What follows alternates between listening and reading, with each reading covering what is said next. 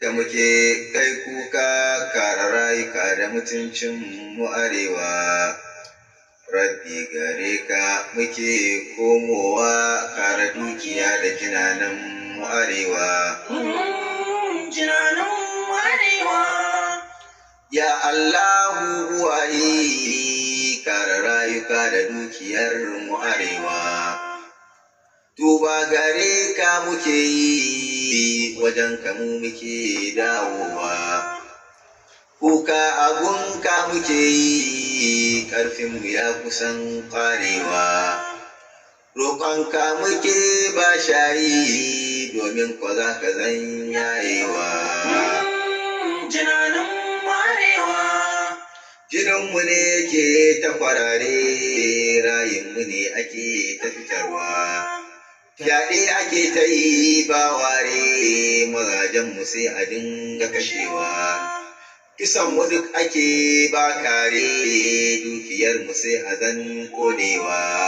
Da ƙauyukanmu sun kakkare, jiranenmu za su zan dawowa. Jinanan mu arewa.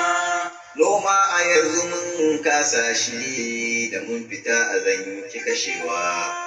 Kiwo a yanzu mun daina shi, barayin ga kar su zo korewa.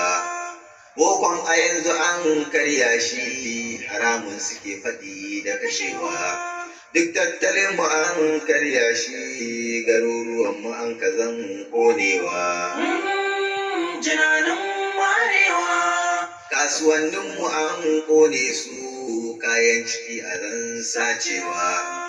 Masallatanmu an watsa su, masu sallar cikinsu an ta kashewa. Matafiyanmu an harbe su, sauran ku sai a zan kwashewa. Ai garkuwa a zan ɗaure su, dukiyarsu duk ake kwashewa. Jinanan mu arewa. A gidanka sai a zo sacewa, matan gidan a zan fyaɗewa. ‘Yan mata ku sai a zan kitasawa, a yi daji da su ana ɓatawa. In ka yi gaddama a kashewa, abin dige ka ba fasawa.